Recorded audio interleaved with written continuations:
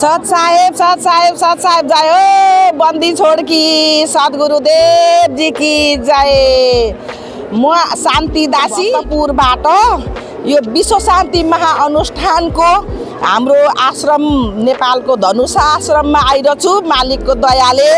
जय हो। बन्दी छोड्की विश्वमा हत्या हिंसा युद्ध दुनियाँभरिका यो नराम्रोहरू भइराखेको कारणले गर्दाखेरि अशान्ति फैलिराखेकोमा हाम्रो गुरुदेव भगवानले विश्व शान्ति होस्, विश्वमा सबैलाई चाहिँ राम्रो होस् भनेर चाहिँ यो महायज्ञको चाहिँ चलाउनु भएको छ, भण्डारा चलाउनु भएको छ।